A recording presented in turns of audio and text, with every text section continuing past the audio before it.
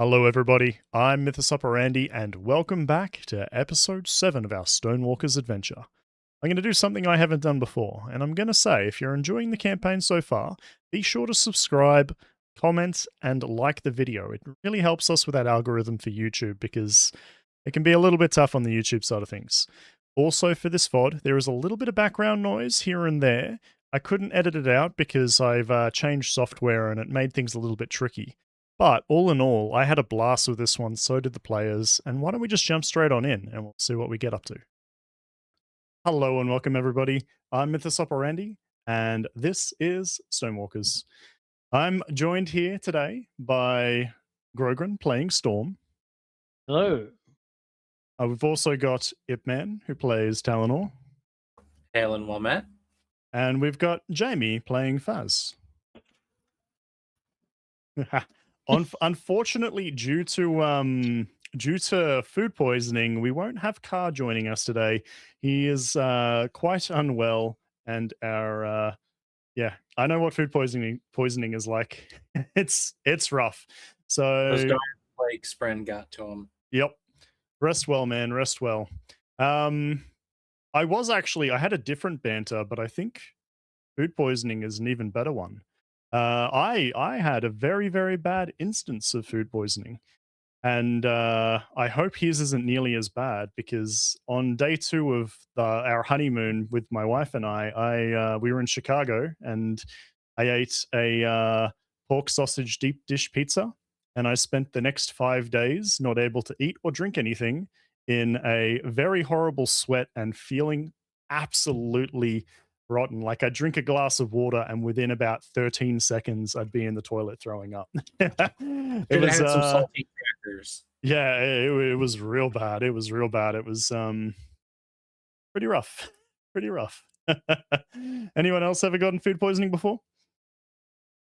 I've gotten it a number of times, but because of my working in the culinary industry and my lack of general self-care for my own personal health, food poisoning is like Tuesday to me. I have really bad bathroom issues, but after that, I have a pretty nice day. Cutting caffeine, though, cutting caffeine out of my diet. Now, that was probably some of the most terrible pain I've had in a while.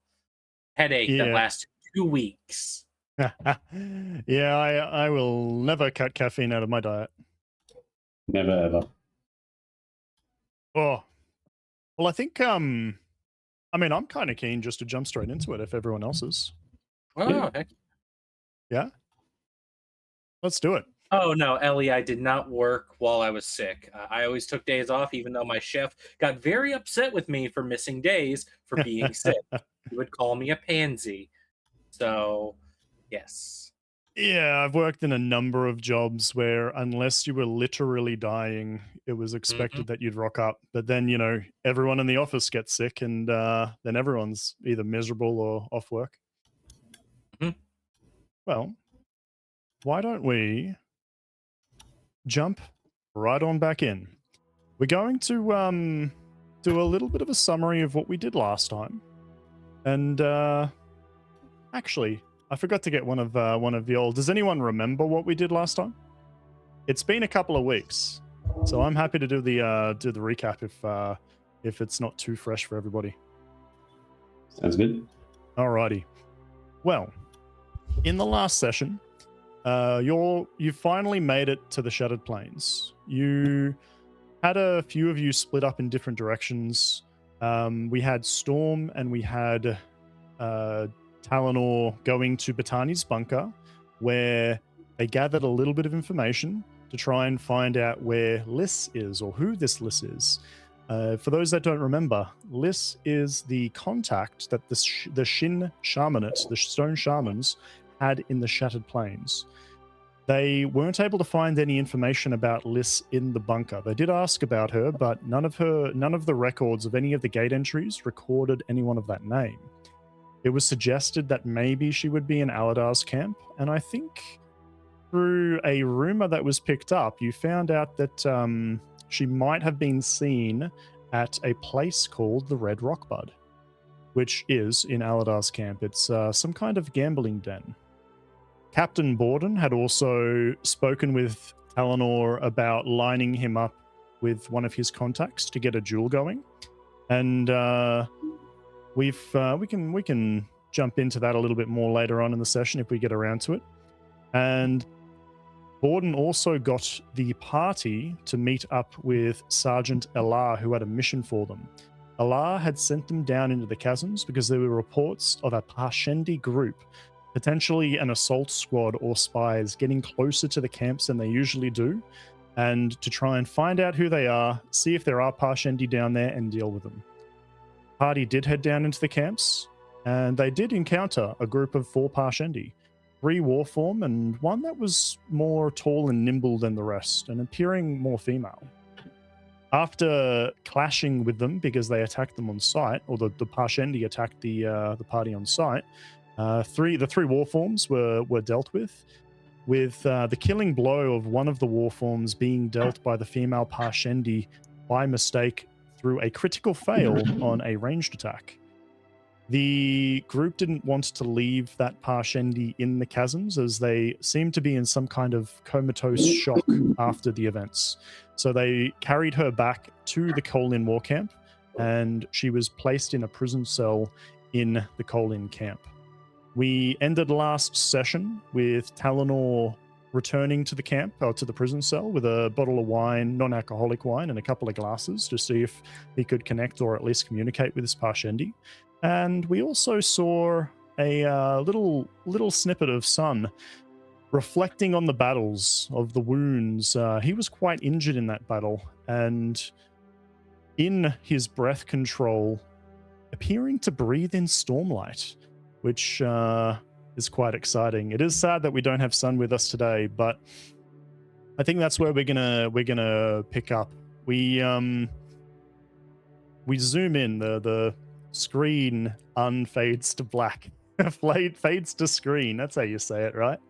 And we see Sun kneeling there at the back of the war camps behind the barracks, breathing in heavily. Stormlight lifting from his sphere pouch. The stormlight entering his lungs, and then all of a sudden, his skin gets a little bit frosty.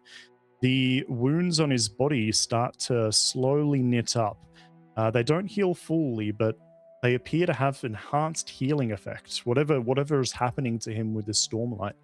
And perplexed, he looks down at the wound that is starting to close, and he keeps breathing, and all of a sudden the stream of Stormlight stops, and no more comes forth. The skin fades back to its natural color, no longer frosted over, no longer leaking wisps of light off it. And then everything goes quiet and still around him.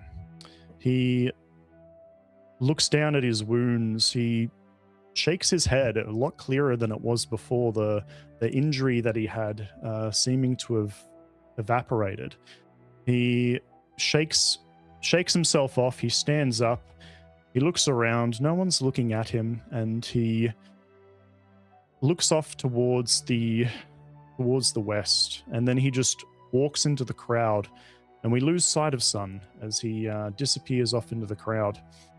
We'll find out more about what happens to him in the next session, but we'll leave him there for now as he wanders off into the crowd. Later on, we've got Storm, who was leaving the tattooist. The sun had just started to set. He's been there for a couple of hours getting the back tattoo done, getting a lot more work done. And as he thanks the tattooist, he leaves this small building in the Kolin war camp and makes his way back to the Ornery Chal. That's where everyone was supposed to meet before the sun went down. He's passing through the bustle of streets. He passes through several buildings, walks up towards the entry of the Ornery Chal, and takes a step in. And as he takes a step into the Ornery Chal, the camera pans back ever so slightly. And unbeknownst to Storm, we get a glimpse of a hooded figure standing in a side alleyway who appears to have been following and watching Storm. And then we blink for just a second and the figure is gone. Going forth, we have Baz, who was meeting with the surgeon. I've got to remember what that surgeon's name is. Corvid the surgeon. After meeting with Corvid, he wraps up there. He's told Corvid to meet him over at the medical tents after sundown. Telling him to meet there. Baz, you've also made your way to the Ornery Chull. And then it's kind of collecting the rest of you. So three of you, we've kind of wrapped up, but now we fade on towards Talanor. And going through the war camps, we find ourselves in a prison cell. A single chair outside of in a small room. All that's in the room is the bars separating the room in half. Prison cell beyond. No other cells in this room. This is a bit of an isolation cell. And we've got Talanor seated there, putting a glass of wine, holding it in one hand, having a bottle in front of him with another empty glass next to it.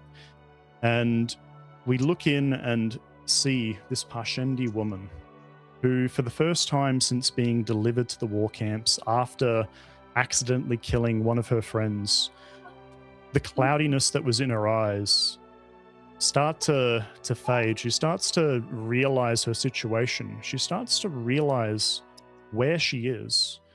She looks around.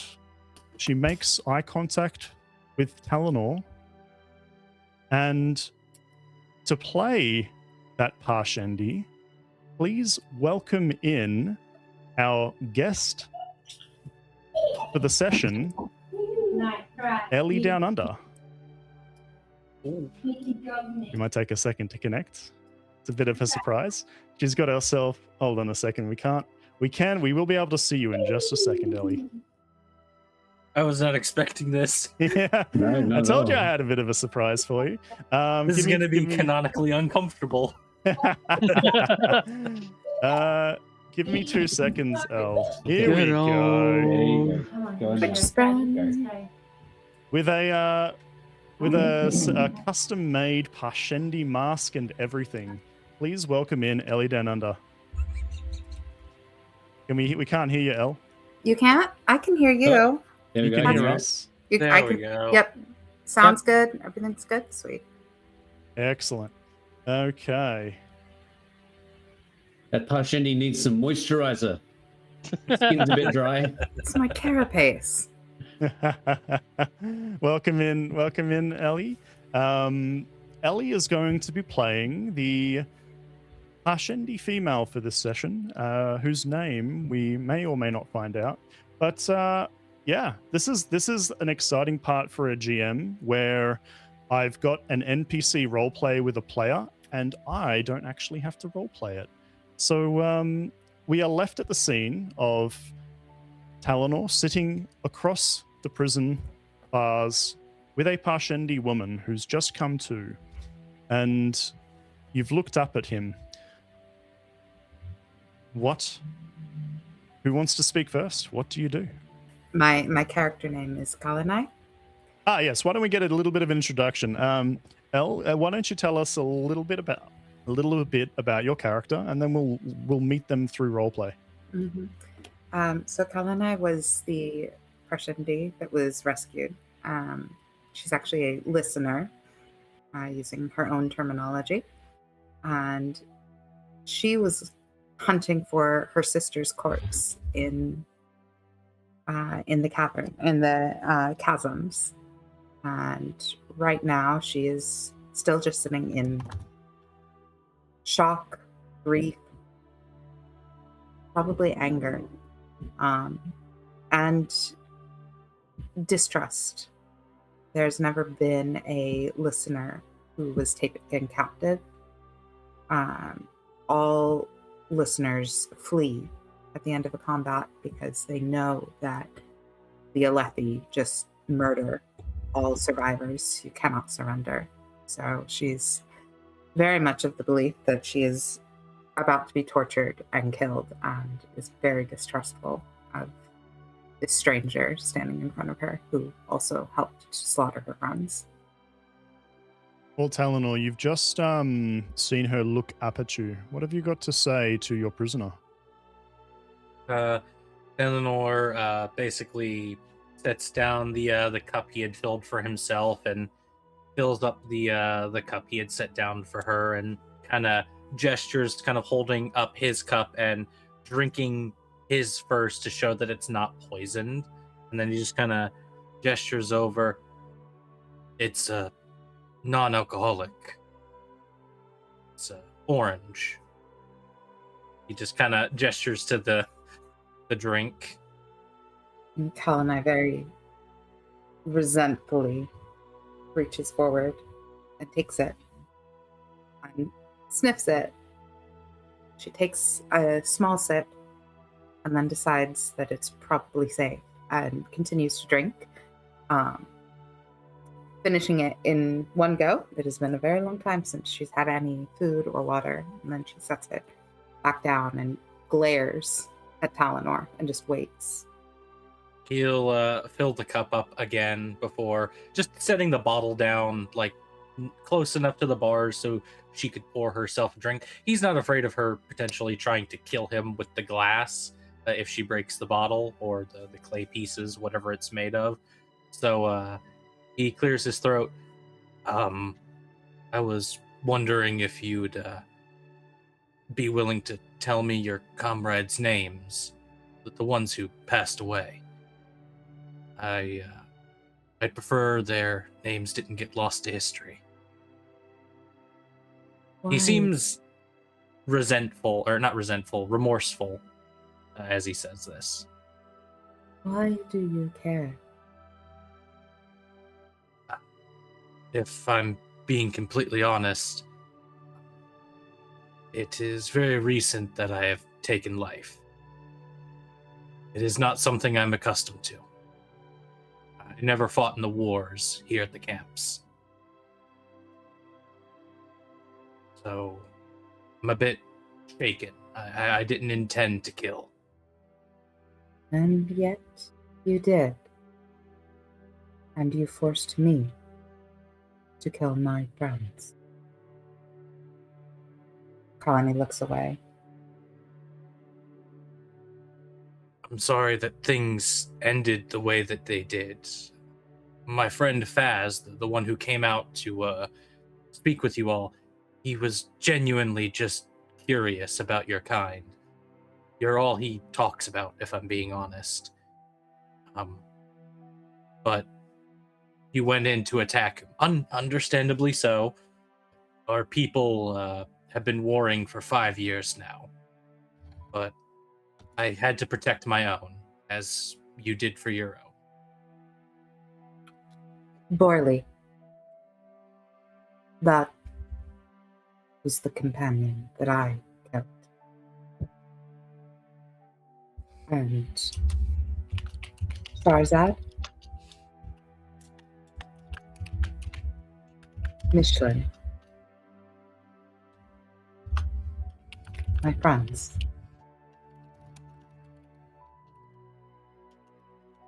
I will commit their names to memory.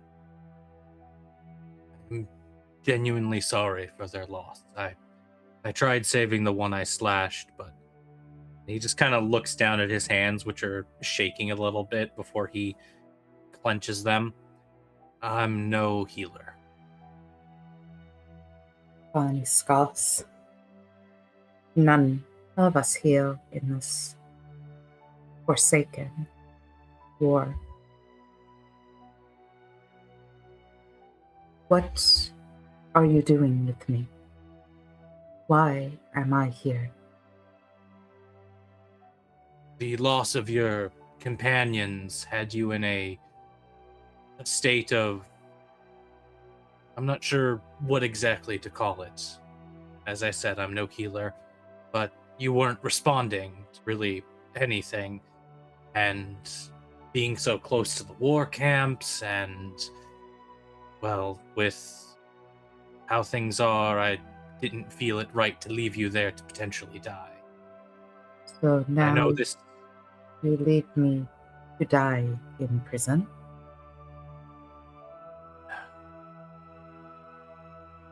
I did the best that I could in the moment. If I could have taken you back to your people, I would have. But venturing deeper into the chasms would have been my downfall as well. Why are you here?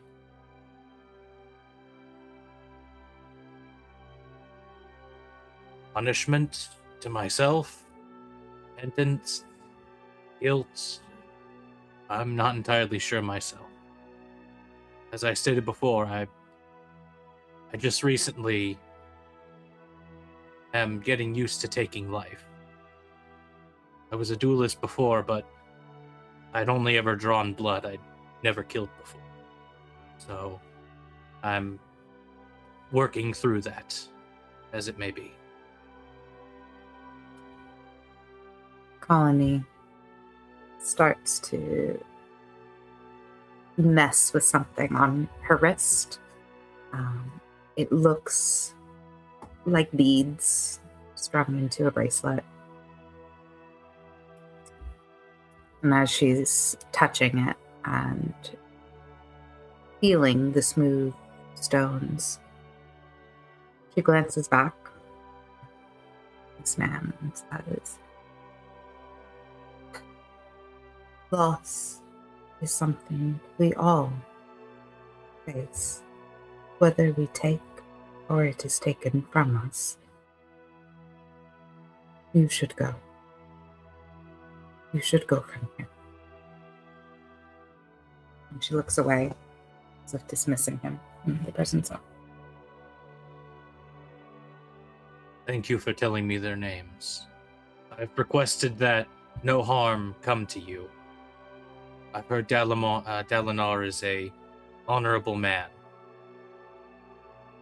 If you would allow, I'd like to come and visit more often to be sure that you're treated correctly, at least until I leave the camps. Calani scoffs. As you wish. I cannot stop you. He just lowers his head and leaves the wine as he slowly gets up and begins to walk away before turning. And before he leaves, he just says, I know it doesn't change anything, but I truly am sorry for your loss. Truly. And he'll step out. And as he turns, Calani lifts the glass and just stares at it. She takes another sip.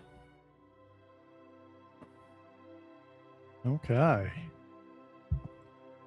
Leaving the prison, Talanor, do you make your way straight back to the Ornery Chull? That is where it's still a short bit till sunset, and it's where you'll be meeting up with the rest of the party. I imagine you. Talanor, he's still sort of in that contemplating kind of state, so I think Talanor is going to head towards the what would you call it? It's not the barracks, but it's where the sword ardents and everybody else sort of train and do their practicing.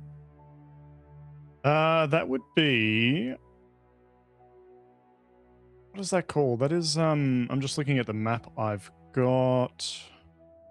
Maybe the practice grounds? Yeah, it'd be the practice grounds near the what's labeled the recruitment tents. Actually, oh no. I was zooming in on the map. Yeah. You go to the practice grounds, which is on the southern part of the Colin camp. Okay.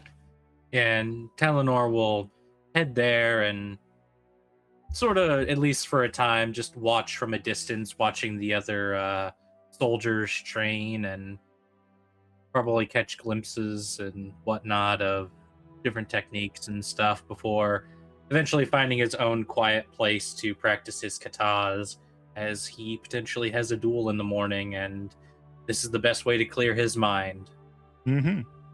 Okay. We've got I think we've got a little bit of time because I believe I had mentioned in the previous session that there was a high storm which was soon coming. It's, to my recollection, and what I'm going to go with now is you do find out in hearing the chatter around the camp that there should be a high storm in the very, very early hours of the day of tomorrow, so before sunrise, but a good time after midnight. It should happen.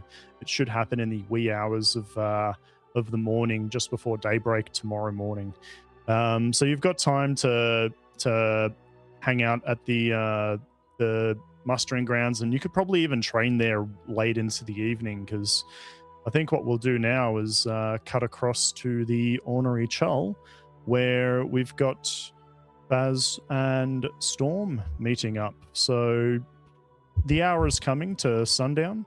If you guys wanted to do anything during the day before that comes around, you've got time in the afternoon before the sun sets. But once that sun sets, you've made plans to meet with Corvid, the seller of medical supplies over at the Medicae, the medical tents near the temple complex.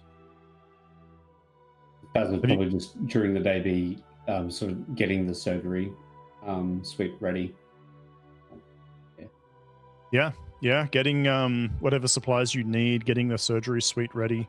The Parshendi body has probably already been delivered there, and either you go and collect Storm, or Storm, would you go and collect him, or would Storm know to just meet you there?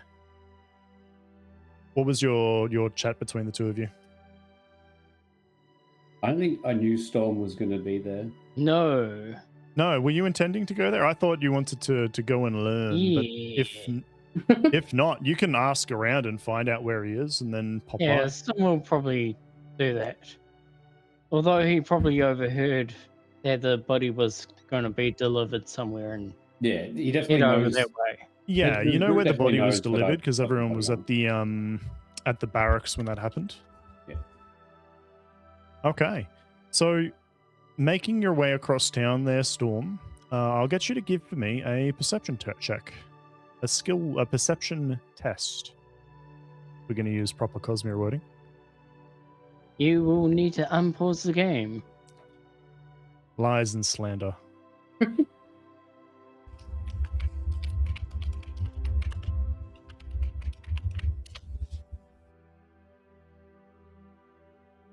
Okay. Making your way through, past the spear exchange, past the barracks, it's more so that you didn't catch sight of anything, but you get the feeling of, yes, the closest you could pin it is, you know what it's like to stalk prey. And for one of the first times ever, you get the feeling that you're not the one that is doing the stalking. Out of the corner of your eye, as you're walking past a barracks, you catch a glimpse of somebody who is following behind you. Casually turning your head and not giving away that you do look back, and when you do, there's nobody there. Moving forward, same thing happens. You start darting and dipping between barracks, trying to get a glimpse of this person. Feeling like someone's tailing in you, but every time you look, there doesn't seem to be anybody there. What do? Do you want to keep making your way to the medical tents, or do you want to do something else, something a little crafty, maybe try and figure out what's happening? Could I try and lose them in the crowd? 100% you could. Give for me a stealth check or a relevant skill check that you like. All right. You do manage to loop your way back here. You go towards the spear exchange, which is a little bit heavier and more bustly, with late evening shopping, people trying to get things before the stalls close. Dipping in and out between crowds and then quickly moving behind tents. You feel like you've managed to lose them. You make your way out of the spear exchange. You walk for a while, look over your shoulder. No longer is the feeling of being stalked. You even post and wait for a while, and nobody seems to walk past that kind of matches the description. All you really caught originally was a dark, muted grey cloak, hooded cloak, but no one seems to pass that really catches your inkling that it was them. And yeah, you do successfully lose your trail. You lose your tail as you make your way forward. He kind of shrugs it off and thinks that it's just a game that the scouts play on one another. Could be an old accomplice from back when you used to do scouting for the different war camps and found you in town. I can't see those rolls either, by the way, in Foundry. Oh, I can. You should be able to. I can. Yeah. I'm gonna reset it. Yeah, reset your Foundry. No, it was yeah, good work. You lost your tail. Rocking through towards the Medicaid tents. Jamie, paint us a picture. What are we looking at? How have you set yourself up? You probably would have been able to get the supplies needed for an autopsy, or you would have most of it with you in your in your travel baggage that you were carrying along with you. Yeah, so there would be the Parshendi guy underneath like a tarp in the barrow type thing that they wheeled him in on. Beside him would be a large broad table, fairly low down, so that you could stand over the top of it. You would imagine sort of like a large lantern with a glass bottom burning above and to the side, and then some more lanterns sort of around the outside of the tent, lighting up the corners and the sides of the tent. And then off to the side of the first table would be another table against the wall, and it would be laid out with different tools that might be needed, bowls and knives and rags. Yeah, so with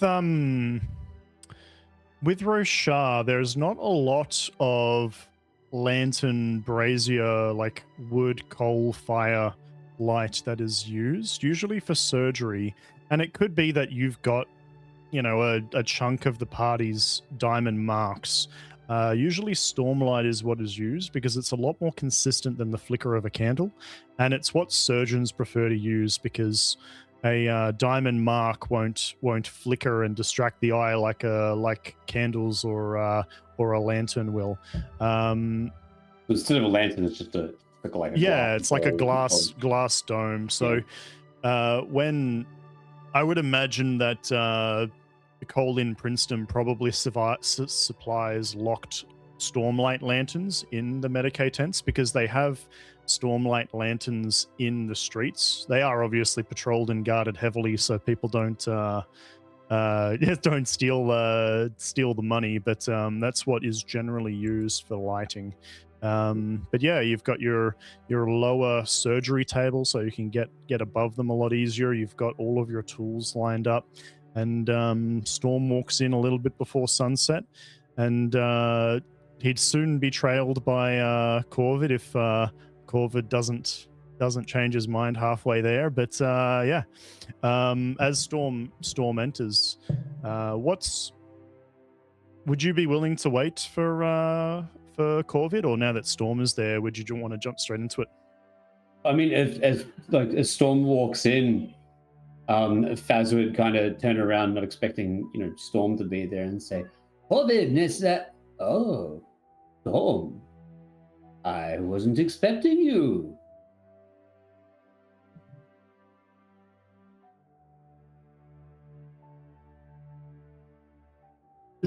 What are you going to say, Storm? Storm will look up at Faz, still shirtless, and the tattoo still oozing a bit of ink.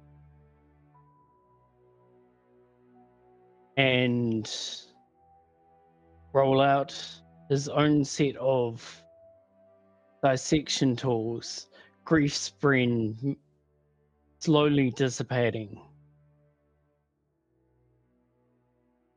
and say, I have come to learn as you have. I know of the human form to kill it effectively. This I do not know. Yes, I see. I'm kind of like looking at your body, and I can see the tattoos, and it sort of looks like I might be going to ask, and I sort of say, "Well, an extra pair of hands is always good. We can get him ready." And then I just whip the sheet off, throw it to the floor on the other side of the tent, and I go around and go to grab the dead Parshendi from the top. Okay.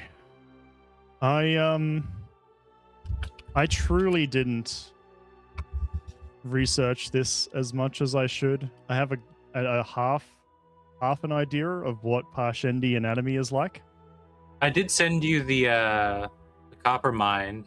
Yeah, Wiki. I've got that here in my on my side monitor.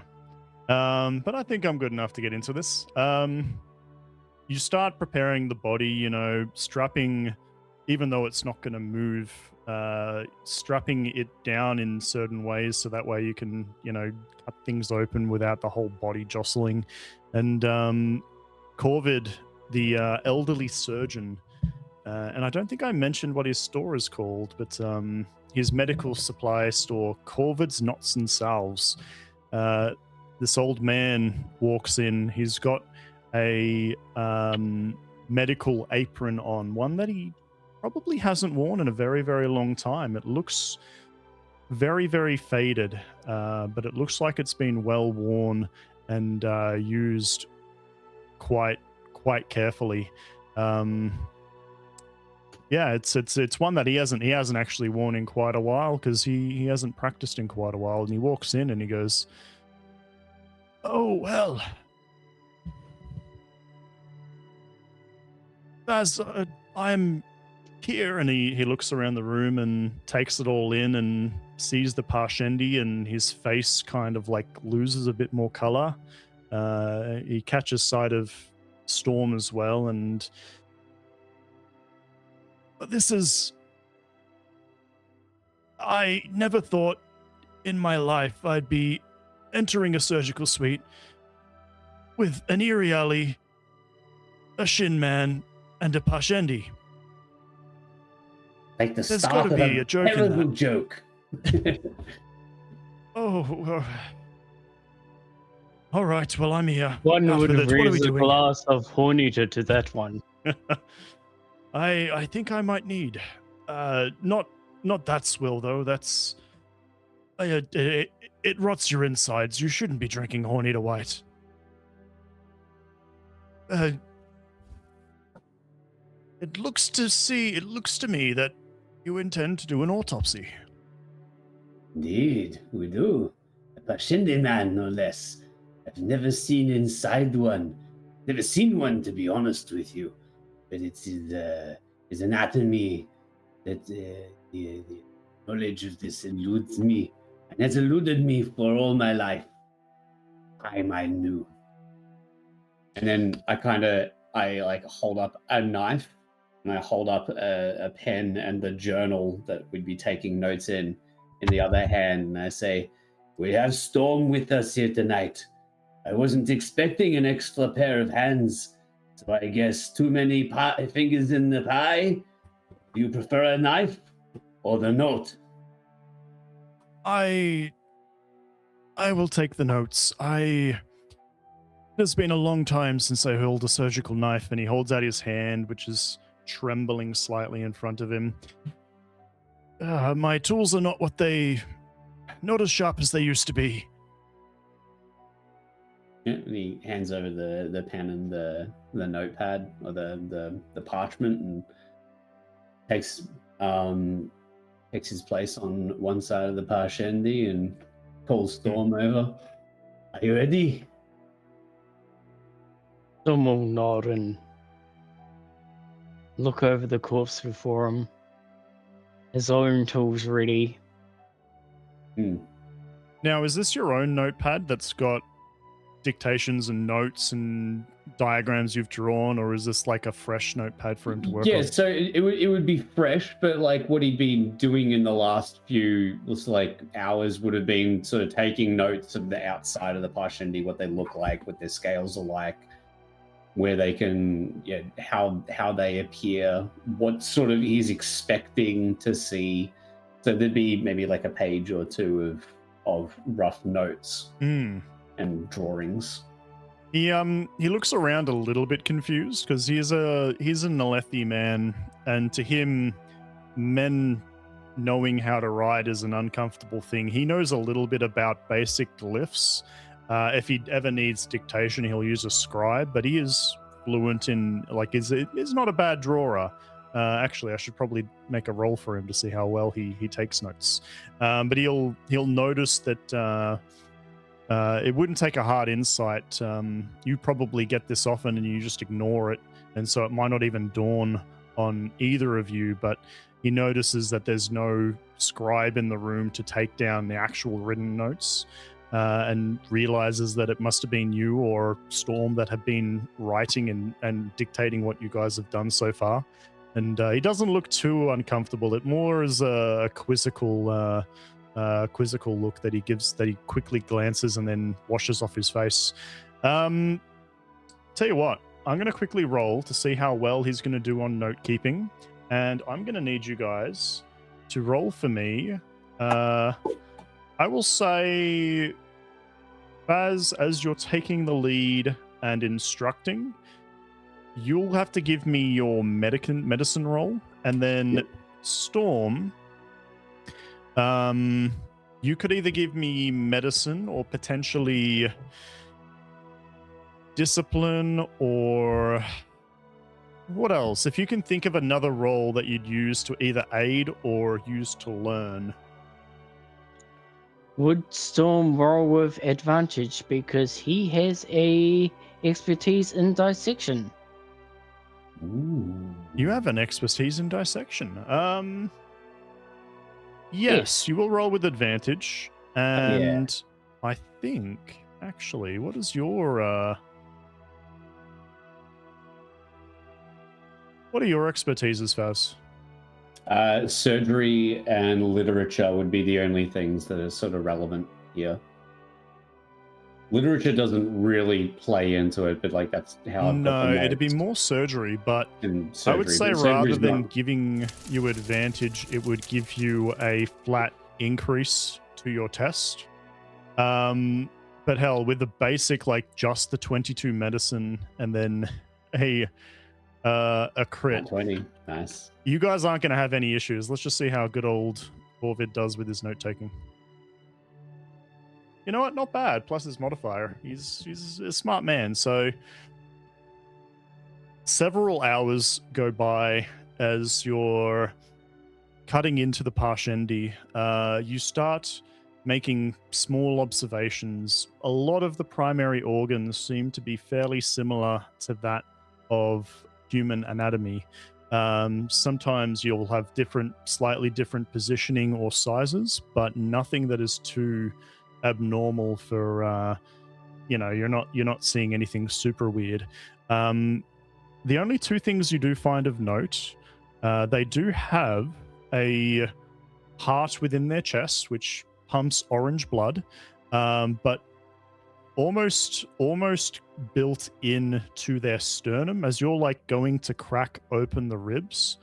With that roll, you don't crack through. You actually manage to notice and stop before you're doing it. There seems to be some kind of gem that is implanted inside their sternum behind their rib cage. So where you'd normally part the ribs, there's a gemstone that is embedded in there. Inspecting it, I'll let your medicine rolls carry over. It looks to be some kind of diamond gemstone, which you find a little bit odd because, you know, this is the kind of stones that are used to make spheres to hold to hold Stormlight. And it looks like there is one within around the same position where the heart would be behind the ribcage for this Parshendi. Kind of picks it up and looks at it like through the light and it's it around. Probably and bigger than that rather than that. It's probably a little bit bigger. He's like, yeah. Actually like looking at it and he was not expecting to see this. And then like sort of washes it off in a bowl of water and places it in another bowl. Okay. I'm just reading in. The stone appears to be cloudy white in coloration. Grown in the sternum. That's all we'll say on that. The rest of it, you know, this is unknown to you as characters. This is what is a warform singer. So it's bigger, it's stockier. Its ligaments, its bones, everything seems to take on a slightly more bulky version than what you'd see in a human. So like the carapace itself, it took a bit of effort actually cracking through and opening up the carapace, because this thing has got essentially plate mail that's grafted into their skin. It's coming from their collarbone. It's coming from different parts of their, like it's almost as ingrained to them as their actual skeleton. So it does take a fair bit of time to crack into it. You do eventually separate everything that you'd need to, and you perform quite a successful autopsy. And Corvid is looking over the two of you back at the Parshendi, and then he says, "My boys, I've been a surgeon for a very long time. I have to say, it takes a lot to surprise me and impress me. That was very masterfully done, if I do say so. Why are you not doing this? Where did you train?" And he'll look at you, Faz. Your technique is you're clearly Cabranthian trained, but why have I not heard of you? You're quite talented. What's the map called? The map of Roshar. Roshar. So you were trained in Cabranth. That's where you were. You're from the Eyrie, which is in the far west, but you got it. So he kind of look over to Corvid up from the surgery. He says, "It's a long story. I was born, I believe, in Cabranth. My mother and father were both scholars. He died fairly early on in my life, and so I did my medical training a little further north, above the Tracy, with a military organization. Like I said, a long story." Well, your skills are sorely needed. I can put in a good word if you're looking for positioning with the Medicae here with the Colins. I'm sure they would be grateful. And as he kind of like finishes up the surgery and wipes off his hands, is this like solemn look over his face as he's looking at the journal of notes. He reaches over and grabs the notes and pulls them over to him and kind of flicks through the pages of these sheets. And he very quietly says, "These are good.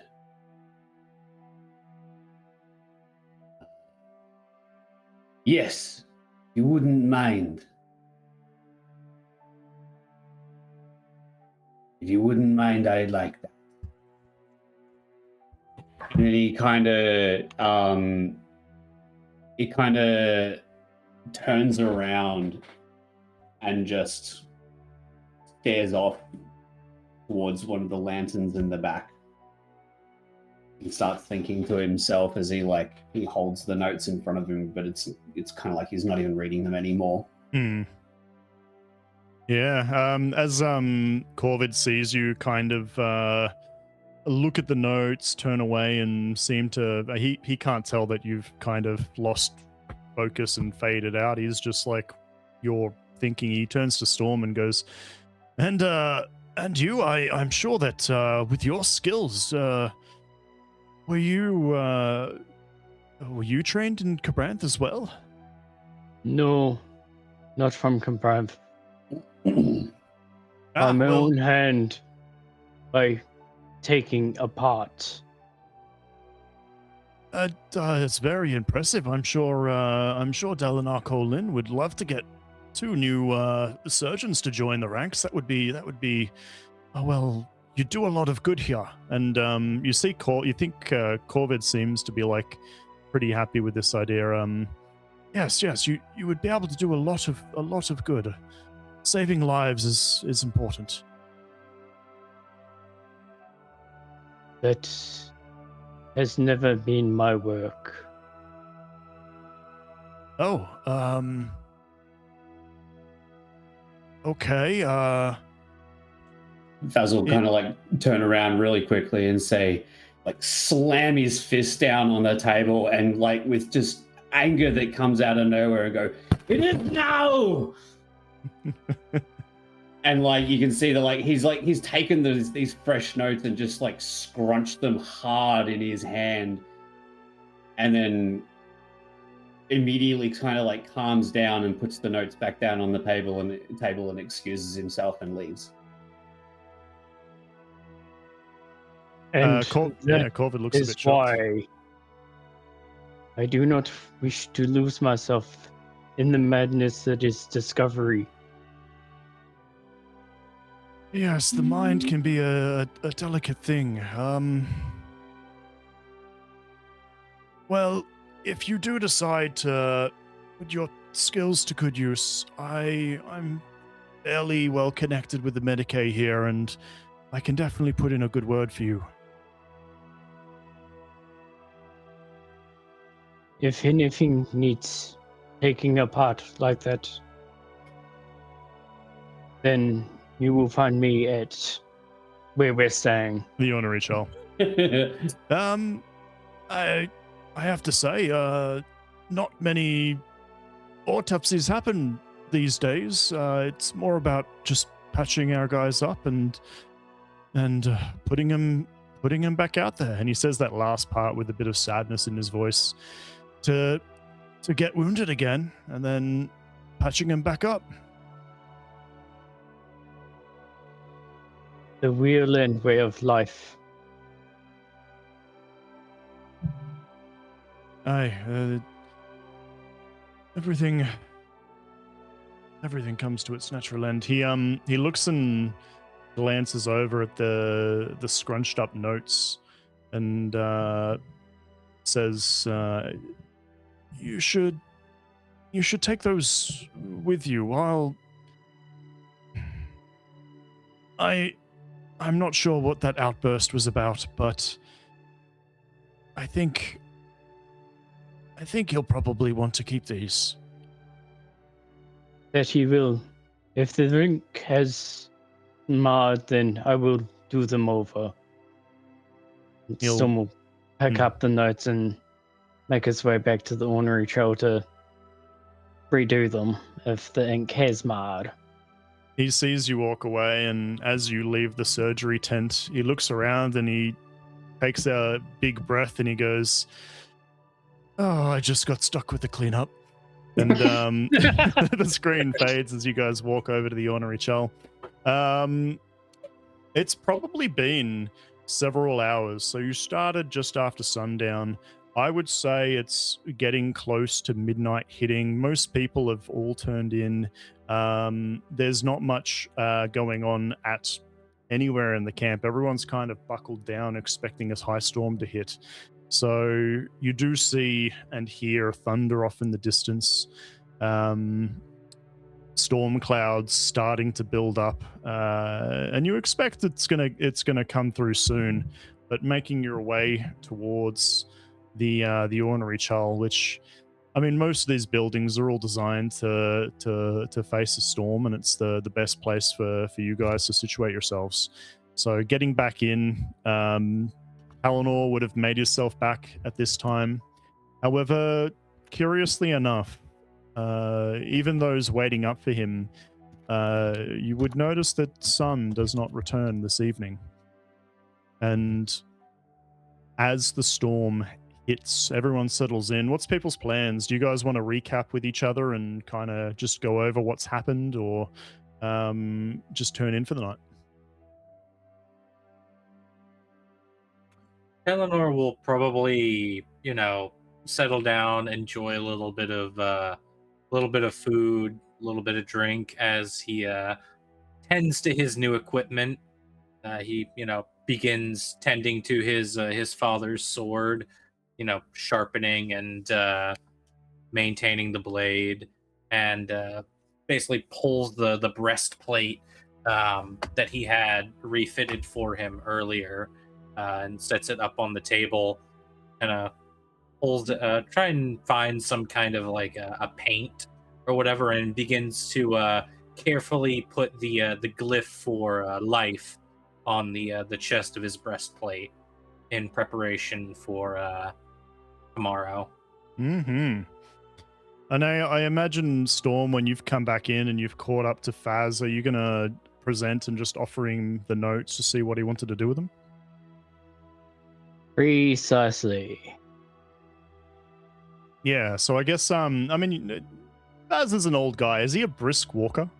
Yeah, he probably would have gone outside to get like some air and taken a long walk before going back in. And I imagine finding the notes in the stone taken back to our camp. And then he would have helped. He would have helped with the cleanup and fixed everything up with Corvid before leaving. Mm-hmm. But he probably wouldn't have gone back to the camp. He probably would have gone back to that first, the restaurant we went at the first night. Oh, that's the ornery chal. The rest, yeah. Oh, that's right. Because we're staying. It's a hotel. It's an inn. It's an inn that's got eating and drinking establishment downstairs. Yeah, so he wouldn't have gone there to like look for anyone else, but he'd be there eating and drinking.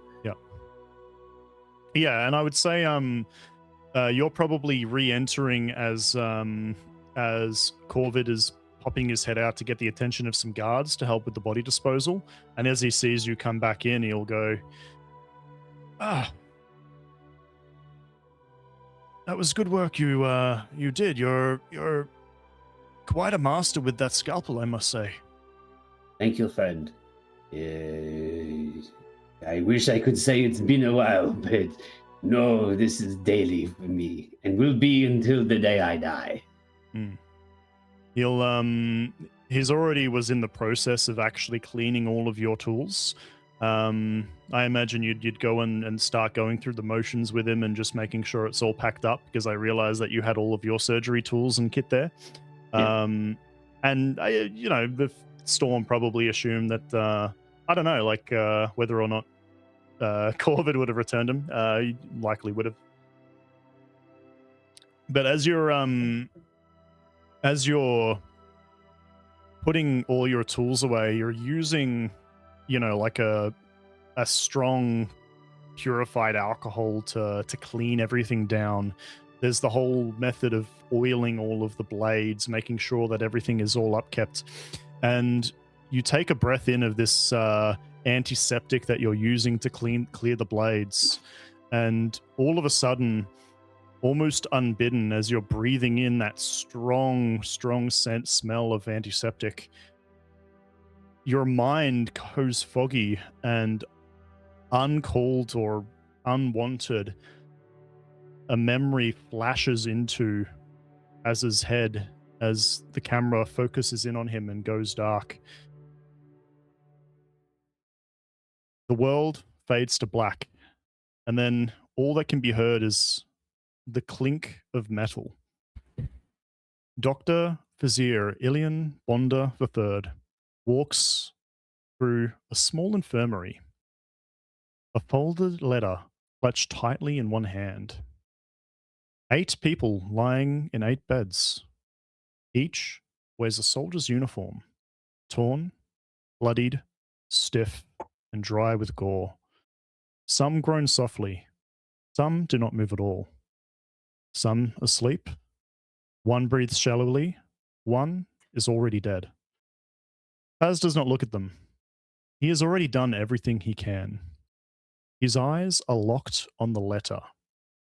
The once steady hands of a surgeon now tremble just slightly as he breathes in, then out, trying to compose himself.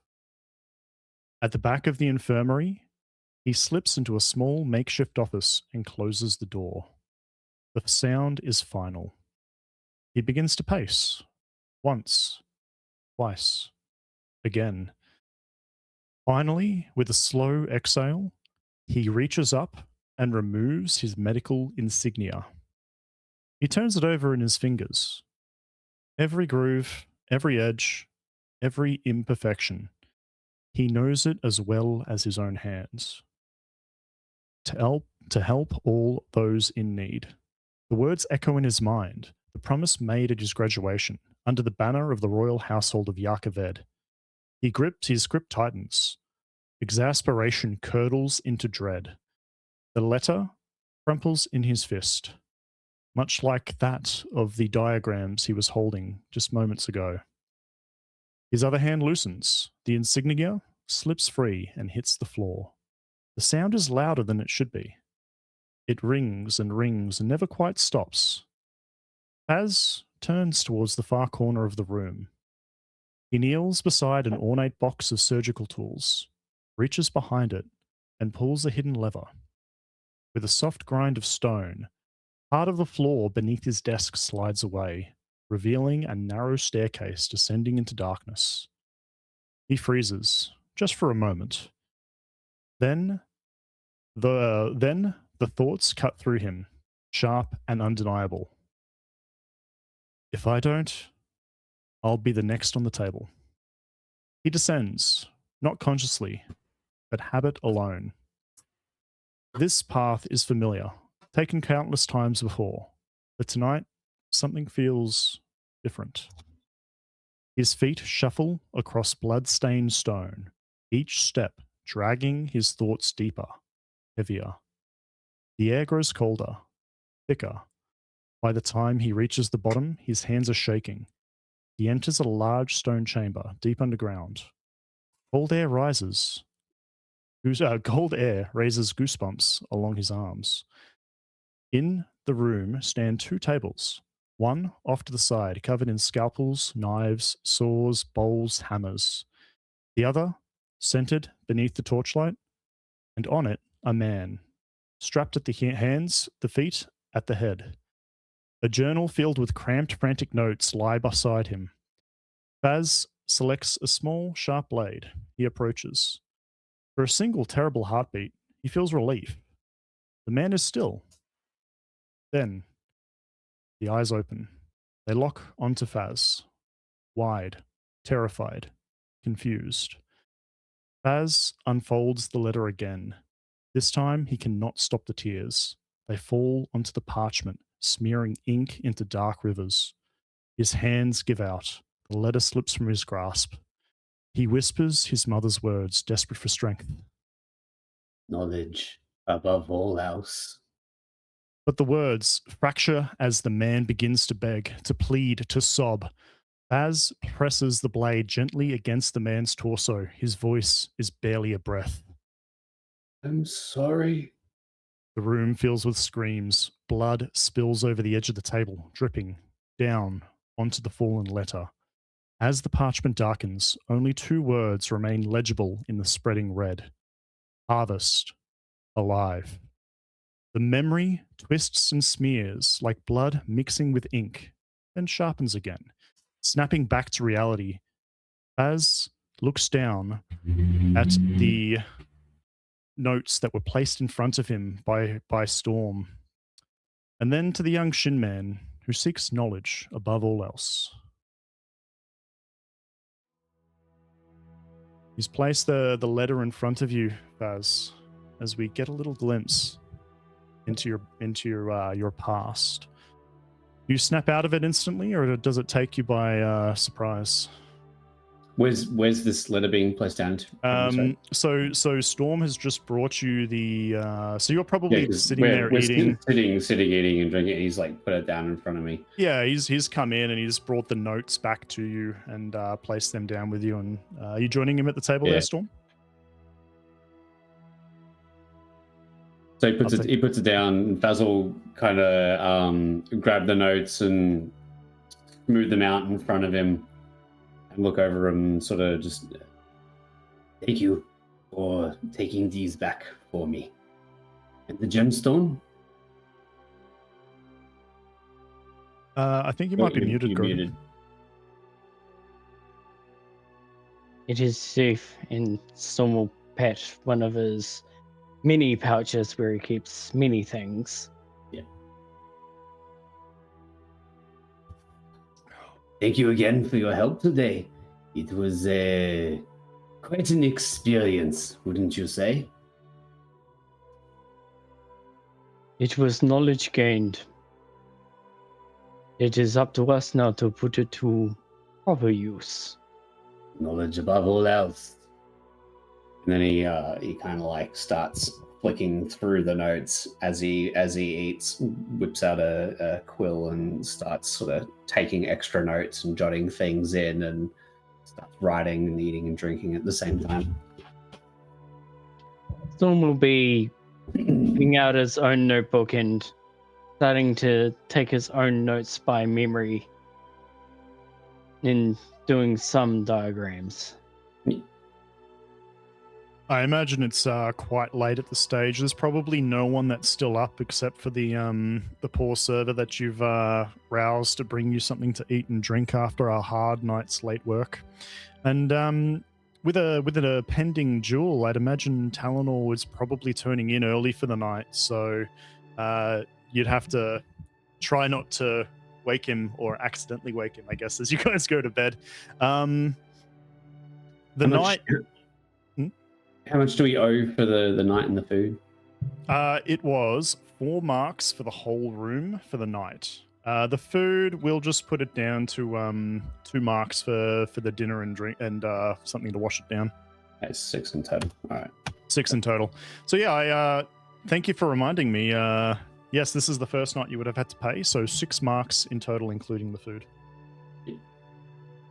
And as you guys do turn in shortly after, you hear the unmistakable noise of a high storm crashing behind and brushing over the building.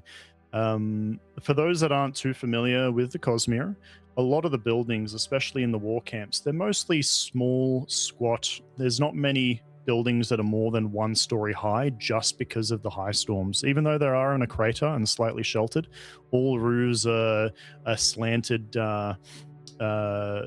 from the lower point at the westerly direction where the storm's origin is, and there's no windows on the western walls. So you guys have turned in for the night. The storm passes. Rest in peace, Storm. Please roll up a new character. And then morning dawns, and still no sign of sun. At this point, Talanor, you might start to get concerned as you guys come down into the mess hall area, into the restaurant. Well, not the restaurant, but into the tavern proper, and breakfast gets served. And yeah, no sign of your cousin. What's your thoughts, Talanor? You haven't actually heard anything from him at this stage. Talanor knows that he got pretty badly banged up during that fight. and actually seemed to almost, go unconscious for a moment there before Faz brought him back. He's assuming that maybe his cousin is going through some stuff just like he is, and somewhat avoiding people. But in Talanor's mind, that doesn't sound like his cousin. His cousin's not the type to avoid his problems. He's a very headstrong man who kind of deals with things up front.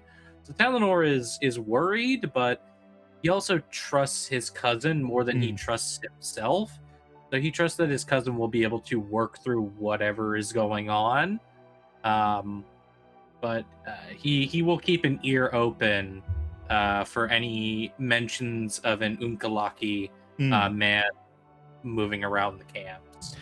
Yeah, and as you guys do get served breakfast, it's probably not too long after that when you actually get a rather scruffy-looking, for better or worse a term, urchin, just a young boy who runs in. He's the only thing that looks fairly sturdy of him is his footwear, and he's got the telltale signs of a runner or a messenger runner as he comes up and looks around and notices he's probably been given descriptions because he sees your table and he comes straight over and he goes, my lords, I bring word, a rather tall, well, let me get his voice a little bit better.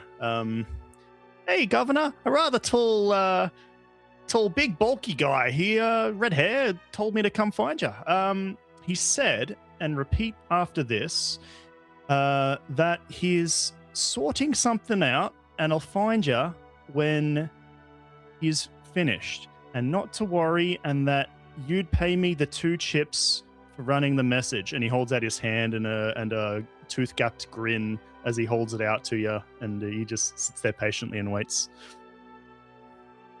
Talanor will look over to Faz, the guy who has all our money. Storm will reach into one of his pockets, pull out a couple of chips, and flick them over into the boy's head. So a chip is like a smashed up gemstone, isn't it? No. It's So, the smallest denomination. yeah. Okay. Yeah. It's the smallest denomination, so they're either Yeah, called a mark or a chip. Yeah, it's chip, mark, brome. Oh, basically. chip, mark, brome. Yeah, so 2 chips. So Okay. it's basically cents. It's not a lot, but Yeah.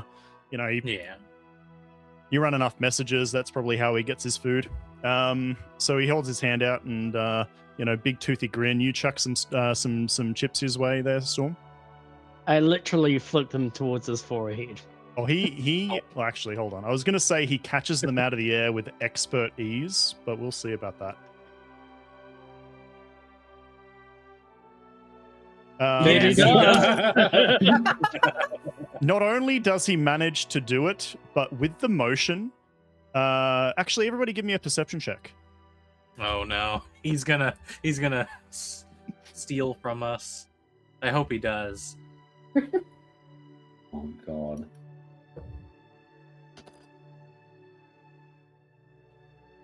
Okay. Talanor is the only one to All catch 3 get this. 17.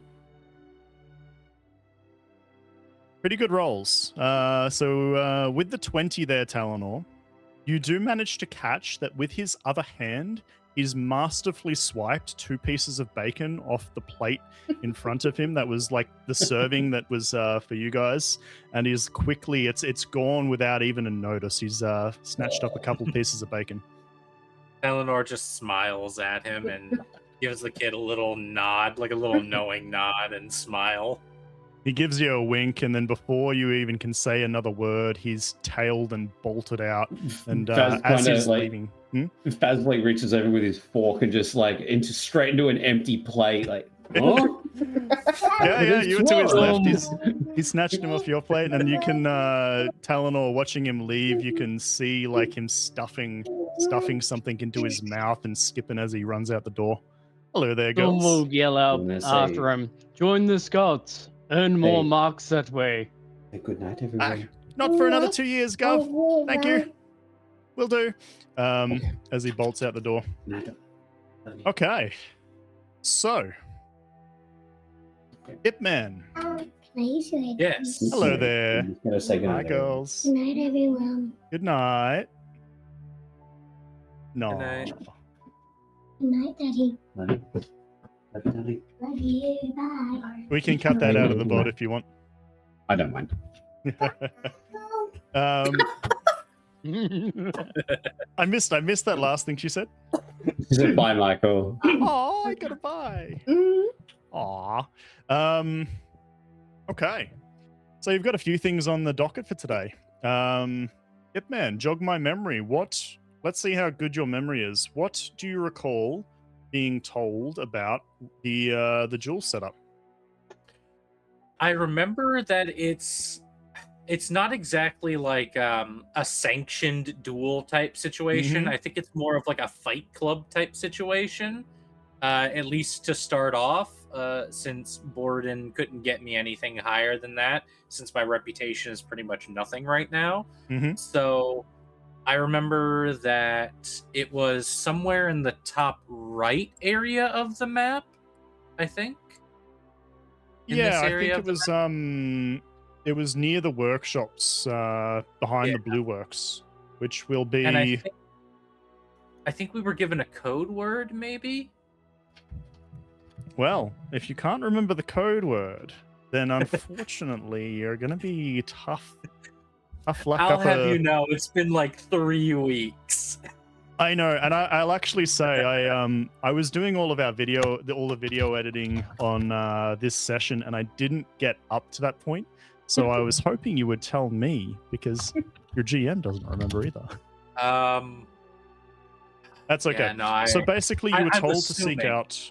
You were told to seek out one of his contacts. It is a retired soldier who runs it with his wife. The wife is a scribe that works at the Blue Works, and the soldier was a. Even if this isn't quite right, you know what? This is what it is now. The soldier was an old companion of his. While it's not really sanctioned fights, because this is not real. This isn't at the level where any nobles would be able to do duels.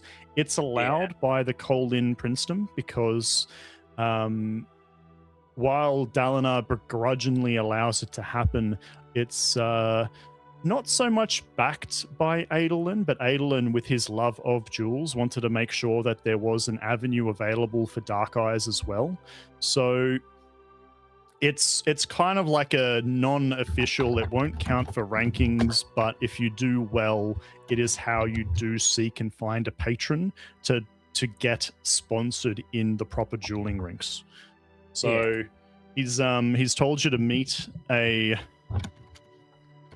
Let's give him a regular Alethi name, and we're gonna call him Borvid. No, that's just Borden with Corvid mixed together. I hate making names. Give me a good Alethi name. Come on, someone give me a good Alethi name. Have an end with an an or an in or something, or an r. Oh yeah, what about all right, cool.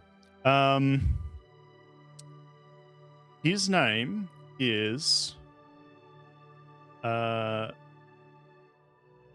Kaliknor? Yeah, Maybe why not? Kaliknor. Kalik. K-A-L-I-C. Kalik. Yeah, because there's a herald named Kalek. Yeah, Kalik. Indeed there is. Okay.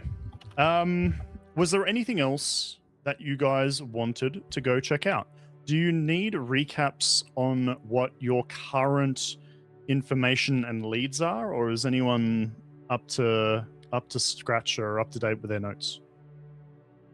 I'm just having a look over mine now. I'm kind of up to date with what I know I'm going to be doing, but I'll be heading to the duel to watch that. Oh yeah, because you definitely can bet some spheres on this. Yeah.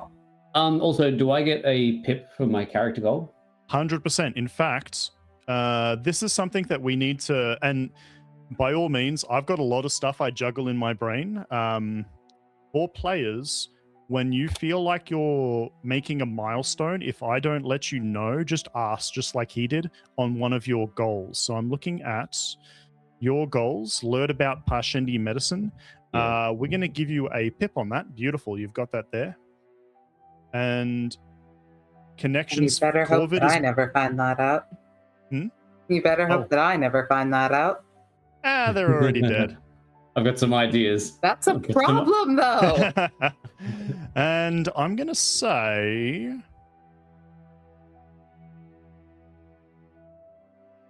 that for Storm...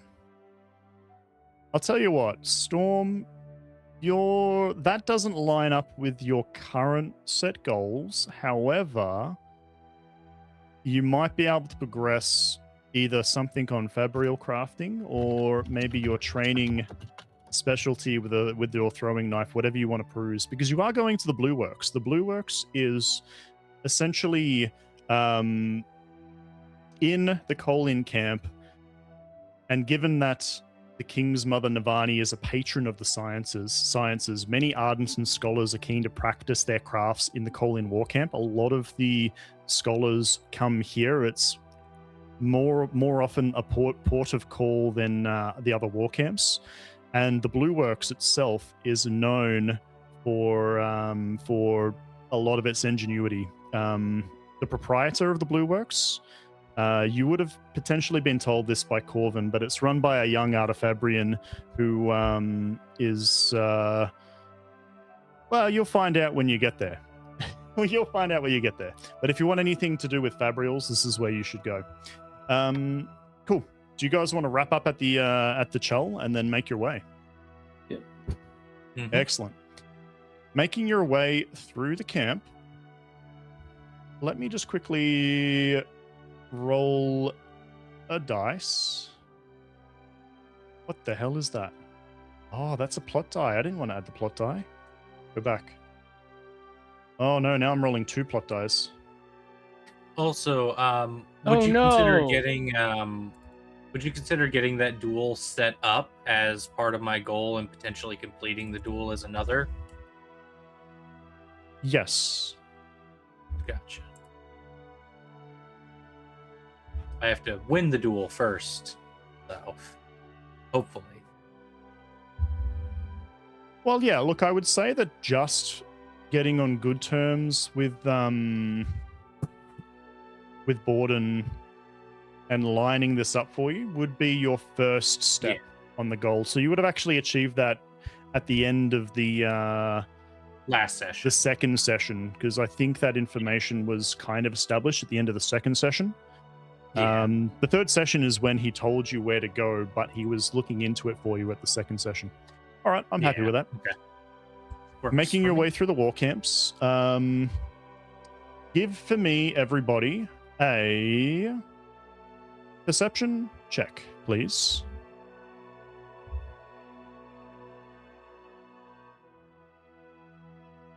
Oof. Okay. And tell me which path you want to go. So what I'm going to do for everybody is I'm going to pull up the map. And we're not going to use the map all that often. Whoops, here we go. Just because, oops, we're missing. I didn't have time to set up. I learnt somewhat late that Kaar wasn't going to be able to make it, so I don't have a good battle map set up for the current party. However, if we look at the Colin camp, which is now up on stream, which direction do you want to go? Just cutting straight through. Did you want to go stop by the temple complex to get a glyph ward or something to burn? Actually, yeah, because if I remember correctly from the book, the art in the books for specifically the plate armor, you can actually see Warhammer 40k style seals on one of the armors. So yeah, he'll probably stop by the temple to get some seals placed on his armor, because he already has the glyph for life, but getting some good luck glyphs placed on there would... Okay. Yeah, you you've been in the war camps long enough. You know that you can, in the different merchant stalls, there are people that sell good luck glyphs and charms, and much like more of the more educated and trained people, you tend to shy away from that because it's not entirely, it's just refabricated sort of stuff. And you make your way to the temple complex. As you're walking from the ornery Chull towards the temple complex, actually, yeah, you make your way in. You do meet up with an Ardent. You ask about a Glyph Ward, who sends you towards one of the rooms, and there's a female Ardent there that is speaking with another male. You explain what you're there for, and she's happy to write a Glyph Ward, and asks if you wanted to praise or bless or ask for blessing from one of the heralds. What kind of Glyph Ward are you after? Considering Talanor isn't exactly a Lethi type of religious, he's more Unkalaki religious, I could see him asking for a Glyph Ward, asking for luck or guidance, whatnot, from probably the Spren, or more interestingly, as the person who is technically the patron of this fight club, quote unquote, he might ask for a Glyph Ward asking for luck and guidance from Adolin Colin, the best duelist in the camp. Okay. She'll look at you quizzically and just say, well now, I can definitely write you up one that is a blessing from the Call-ins. We are scribes for the Call-in Princedom. One specifically from the High Prince himself, Adolin. He's not the High Prince. Talanor would be High Prince. Dalinar is High Prince. Would people call him a princeling, or would just be Prince? Or do they not bother call him? It'd just be Bright Lord, wouldn't it? Son of the High Prince? I think so. It's usually. Yeah. To get one of his blessing, well, you'd probably best be speaking with his scribes, which I think it'd be a little bit hard for you to organize. But I can definitely write you one from on behalf of the Call-in Princedom. Dalinar himself is a renowned fighter and a renowned swordsman, so I'm sure that would do. I just don't want to. I don't want to be selling you something that isn't really approved. You see. That's understandable. He's somewhat of an inspiration to me. Dueling is my calling as well, but something more generalized will be fine. If you like, I can have a word with some people in the palace and see if I can get his approval for a couple written up, and next time you come around, maybe we'll have some for you. She also didn't say the word sell. She is doing these for you just for coming by. It's not a sold commodity here. And so she'll draw you up 2 Glyph Wards. One of them is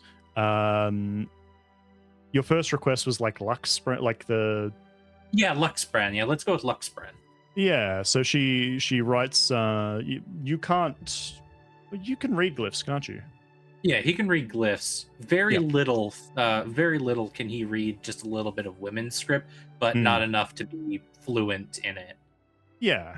Well, you do catch up. You understand what she's written. She's given you one seeking blessing from luck and from Spren, and the other one was a call-in blessings from the call-in princedom on behalf of the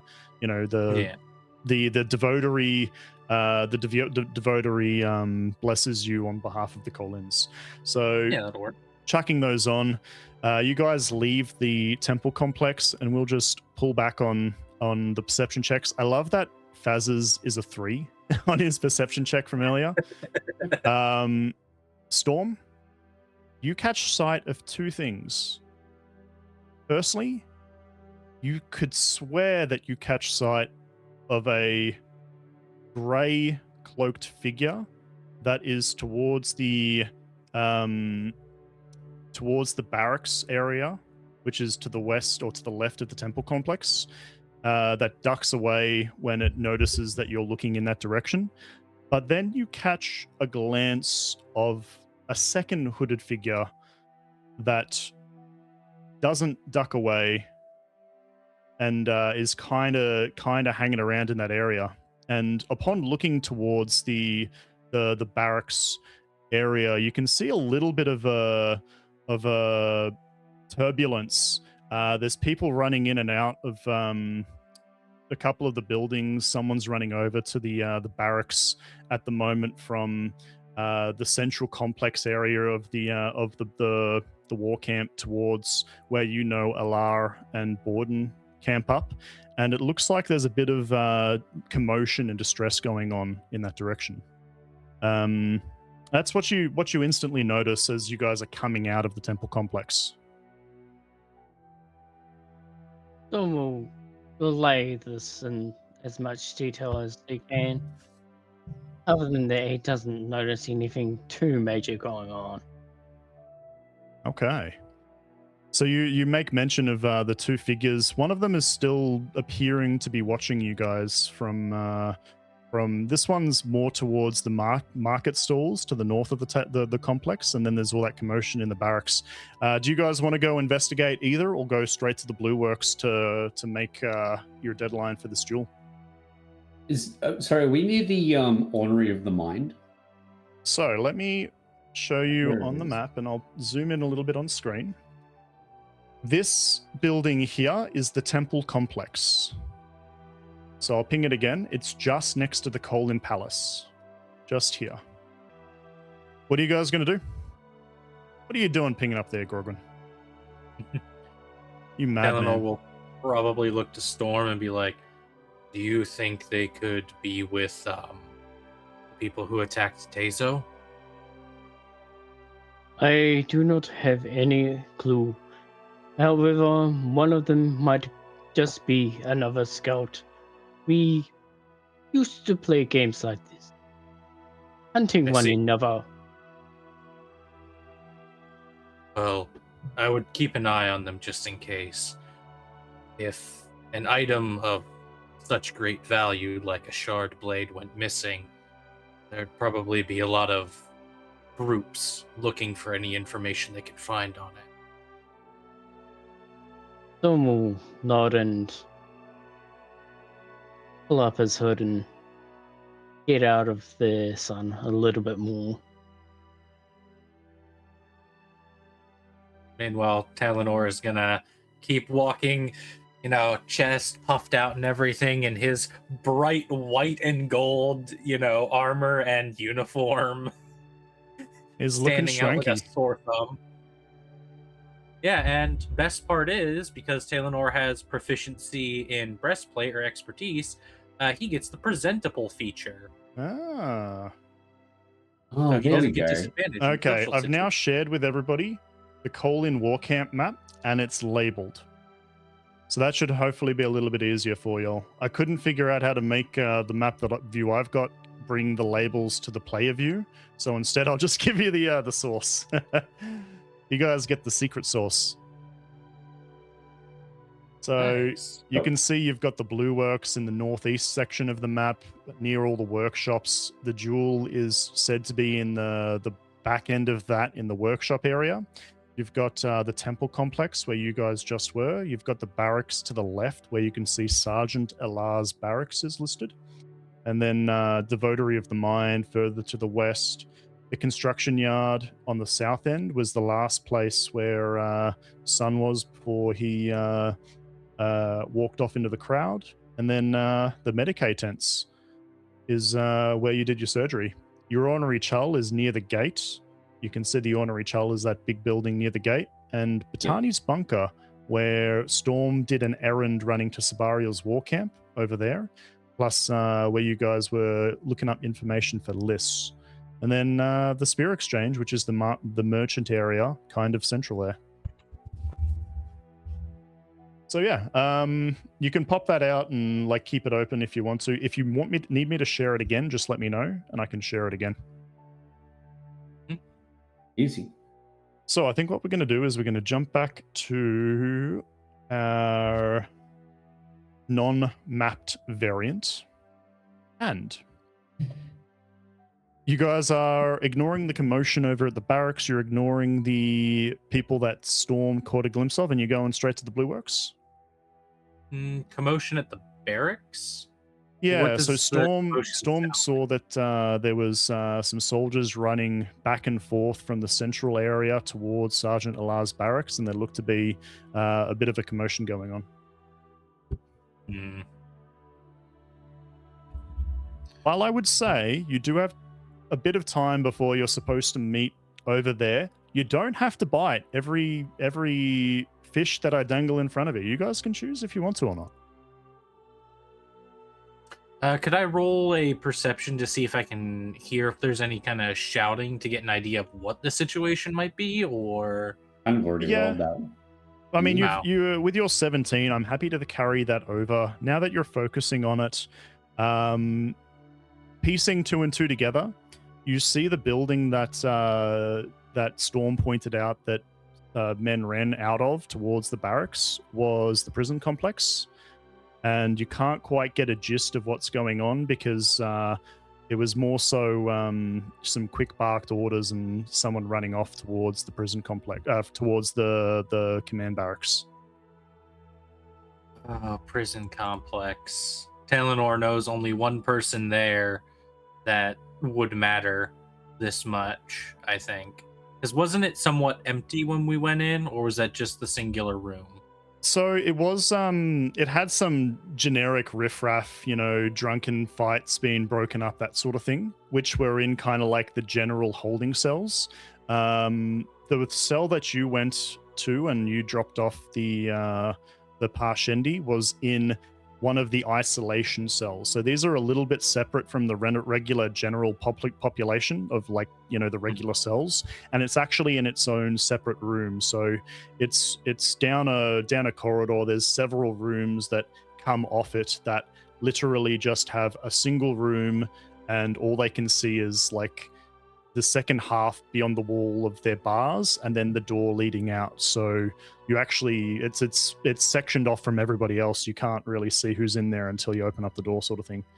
So there's a few of those isolation cells. You don't know if there's anyone else of import in any of the other ones, but you didn't take note of anyone other than what looked to be a couple of drunken guys sleeping off from a bar fight or something in one of the general holding cells.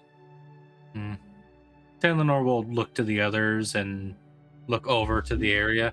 Do you think we should investigate? Because I rolled so poorly on my perception, I'm going to kind of look over into you and go, yes, I'd like to go learn about the heralds. He did point towards the devotary of the mind, yeah. I'm just going to kind of like slap on your side as I kind of just like shuffle forward with this like happy look on my face and just oblivious to what's happening. He's in for a rude awakening. Yeah, so Faz starts making his direction towards the devotary of the mind, and do you guys follow after?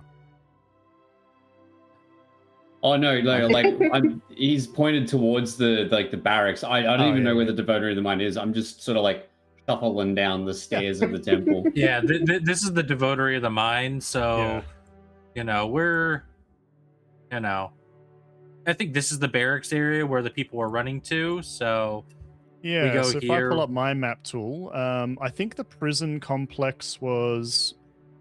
That's the wrong kind of map. Delete. They've gone. Oh my god, I'm still doing it. I give up.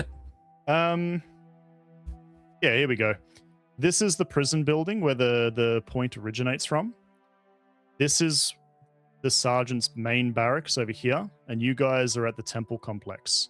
So you guys can see the prison cell or the prison complex from here, and the guards running towards the sergeant's barracks. Out of character, I'm not sure what I want to do. Eleanor wants to go check up and make sure that, she's not being mistreated or hurt, or that something hasn't happened to her, because he made them promise not to do anything. You can make your way to the prison complex then, or do you want to go straight to the barracks and see what is being reported to command? Talanor would go check up on her first. Okay. Is He doesn't everyone like Ilar. Is everyone following along? Yeah, do you start running past me? He doesn't start running, but it's a brisk walk, like Yeah, an so urgent walk. Yeah, so you kind of like, you go past me and I look back at Storm like, whoa, he's keen to learn about them. Let's go. And like, he's shuffling along as well. Okay. You saunter on up, and as you approach the barracks, the prison complex, you're actually barred entry by a couple of guards that are at the door, and they say, "Sorry, lads, no one's coming in or out until we get word otherwise." I'm here to see about a prisoner I brought in the other day. I was promised that they would be taken care of and no harm would come to them. I just want to make sure that this commotion isn't about them. Well, if a promise is made, a promise is kept. This is the calling camp after all. It's it's not like you're dealing with and he looks like he's about to say another high prince, but catches himself and then corrects himself and stands at attention still. Regardless, your word would be kept, but unfortunately we can't let you enter. Would you at least be willing to go in and check on this prisoner for me and give me confirmation that they are being taken care of? He looks at the other soldier that's standing next to him who hasn't spoken up yet, who just shrugs, and he goes, which prisoner is that? The Parshendi scout. He looks he looks a little bit quizzical and goes, all right, what do you know about this Parshendi scout? We were sent by Ilar to check on a group of Parshendi that had gotten too close to the camps. We engaged them, and we killed 3 of their men, with the Parshendi scout, female, going almost catatonic. In her vulnerable state, we brought her here to be interrogated. And technically he's not lying, but he's also not 100% telling the truth, so it's kind of a half lie. Okay. He's going to do an insight check on you. And he can't tell whether or not you're telling the truth. And he's a little bit unsure about himself, and he goes, well, if you're after that one, and you're the ones that brought her in, is that correct? Yes. It's best you stay here. And he looks a little firm at that, and he looks over at the soldier next to him, and he goes, go fetch the captain.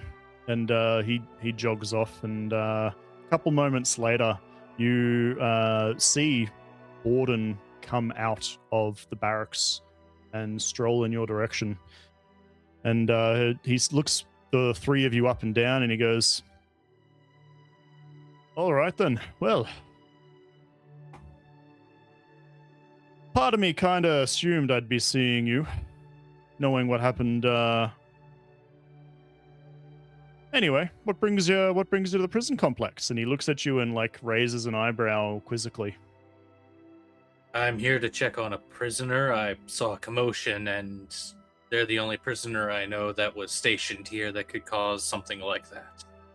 I wanted to be sure that they were okay, as promised. Well, it's a little bit hard for us to say, because God knows how they did it, but with the high storm that hit last night, when we checked on them this morning to give food and rations, they were missing. But I get the feeling that you didn't know about this. No, he genuinely looks surprised. He's like, they're missing. Did someone break in? What happened? What do we know?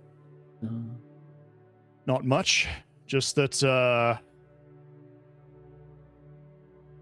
questioning the guards that were on duty last night, but once the high storm had passed and the sun rose, it's customary. We do our rounds, check on the prisoners, give them water, give them feed. And your Parshendi friend wasn't as comatose as they might have been playing on. Talanor actually looks a little bit saddened that they're gone. Not exactly. No, it wouldn't be sorrow, Spren. I don't think any Spren appears for mild sadness. Confusion, Spren. Yeah, there's a mixture of confusion, Spren,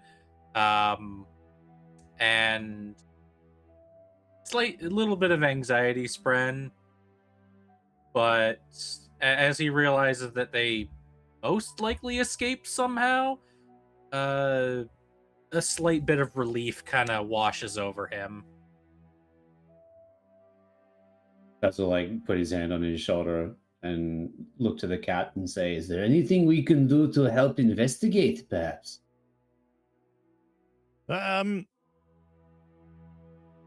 Well, I'm still not too sure if I'm a pretty good read on people, and I have a feeling you had nothing to do with it. In terms of the investigation, don't worry, I've got resources. We don't need much help in that means, but if you catch wind of them, be sure to come speak to me. Understood. If you hear anything about them, please let me know. I will. And then he looks up at the rising sun and he goes, "Well, boy, you're going to be late for a meeting if you don't hurry." Yes. Thank you again, boy. And he kind of gives a respectful bow. As you guys turn and start heading towards the Blue Works, he'll call back and go, "Oh, and good luck." And then shakes his head and walks back towards the barracks. As they turn around the corner out of sight of the prison, a hooded figure walks up just behind them, and with a very musical voice that sounds almost amused. Here, Calani. You think they lost a prisoner or something?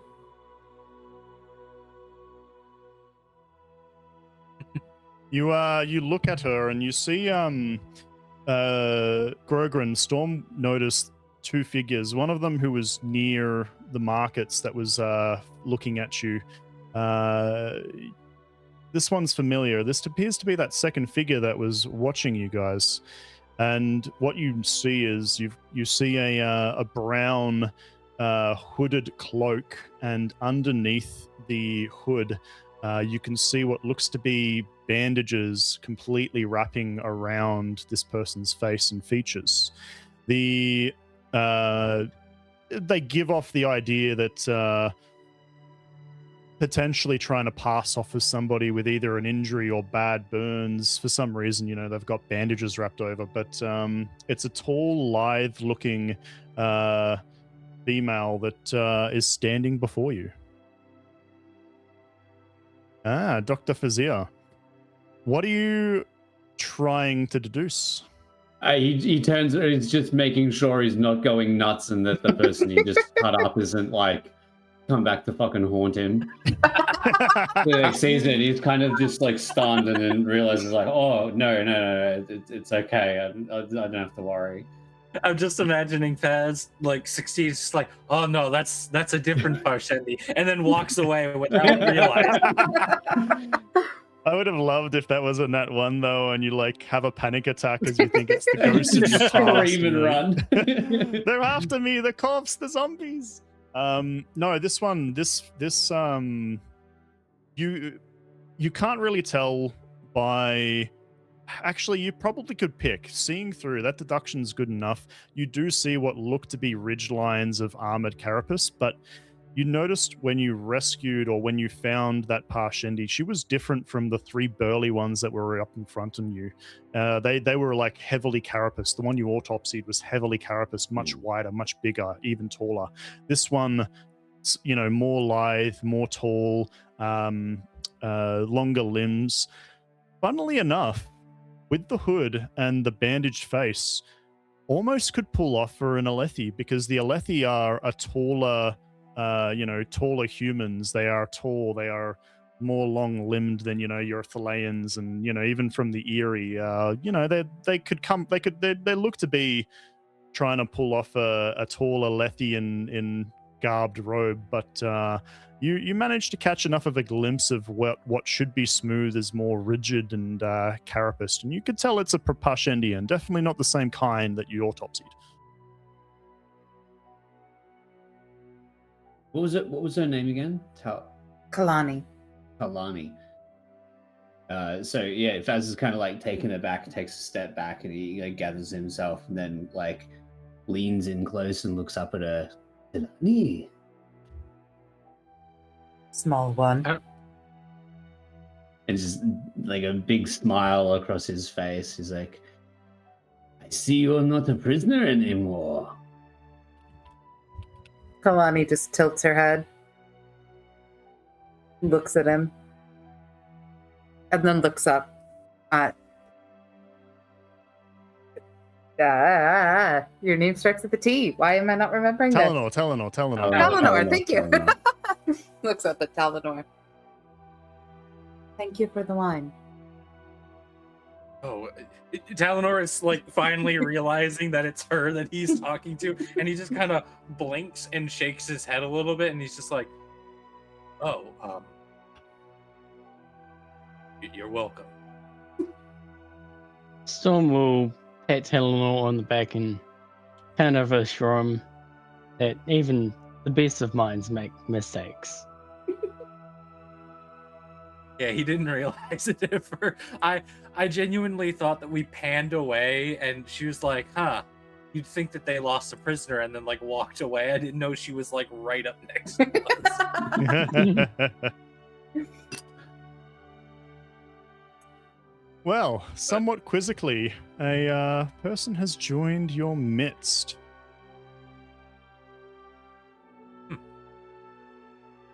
So, You unless you wanted to, you could probably find a quiet place to talk once you get over towards the workshop area behind the Blue Works.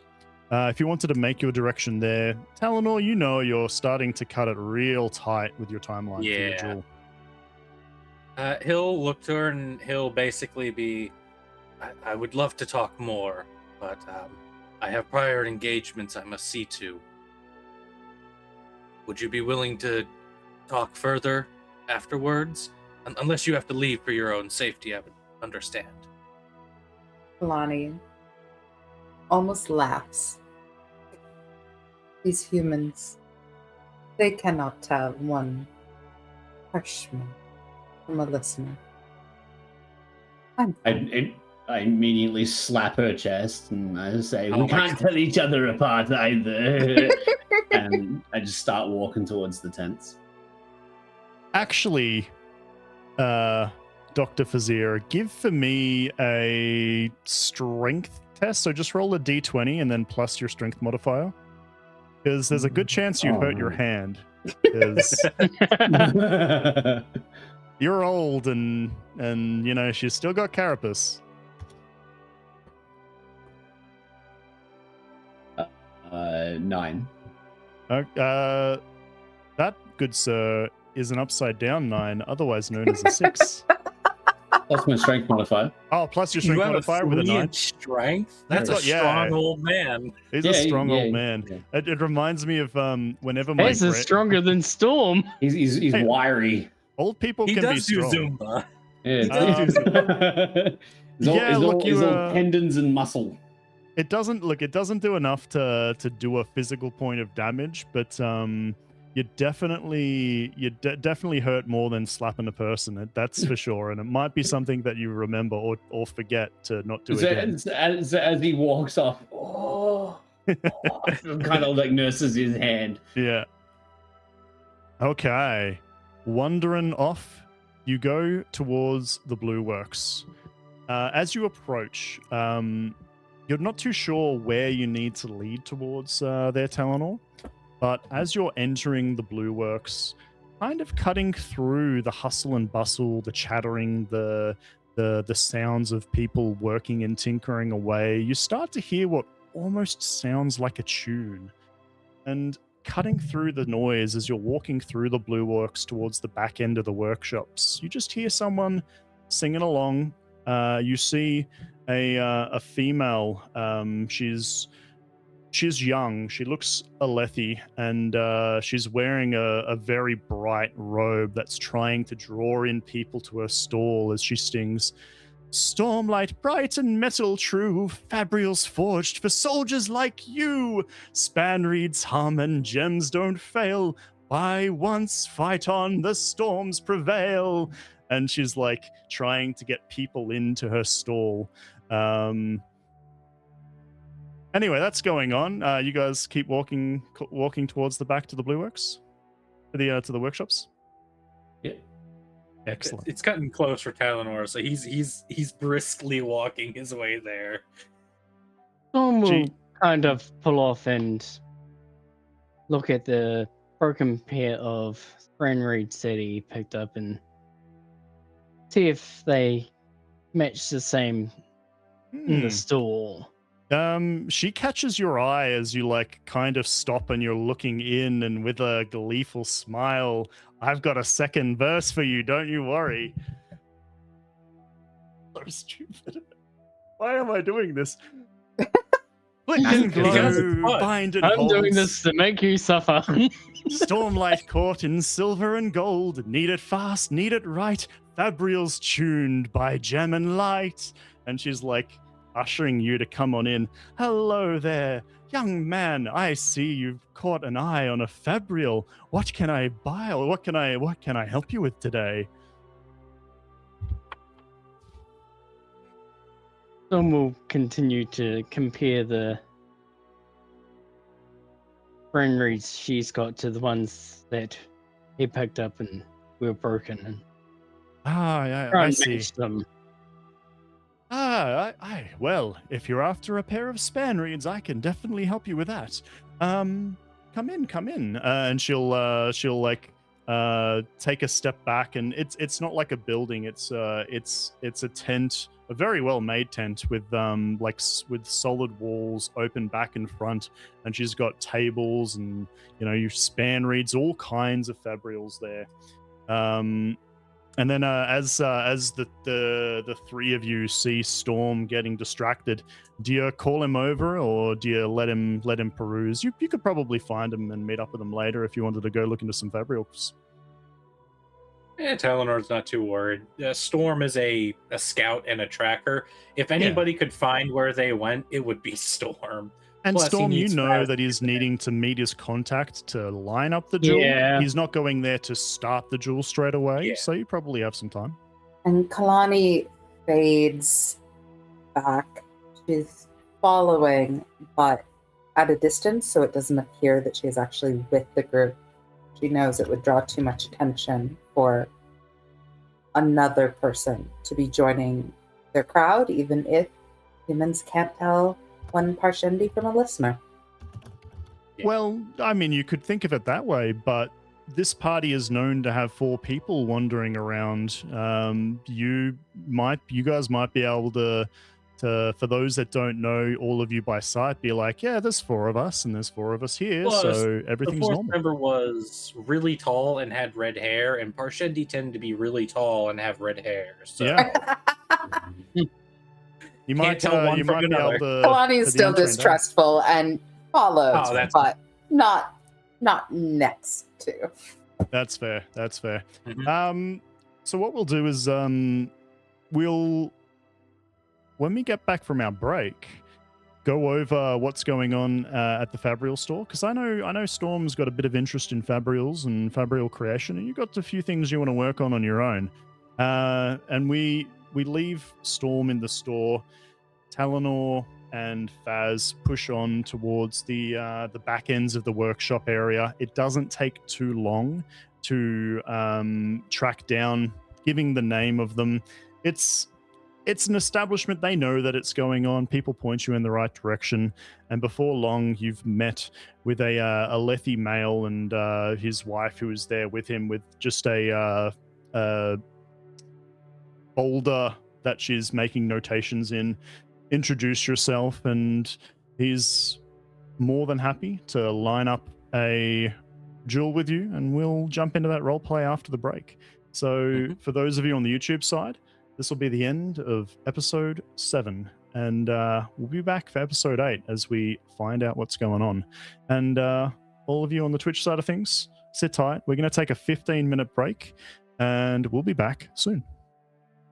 And so that wraps up episode 7 of our Stonewalkers adventure. For those of you that don't know, we stream these live on Twitch on Sundays at 6 p.m. Australian Eastern Time. Catch us there live or stay tuned for the next one on YouTube. And like I said at the start of the video, be sure to subscribe, like, and comment down below. Really helps out with the algorithm, and it means a lot to us. But regardless, have a great day, a great night, great evening, wherever you are in the world, and we'll see you next time.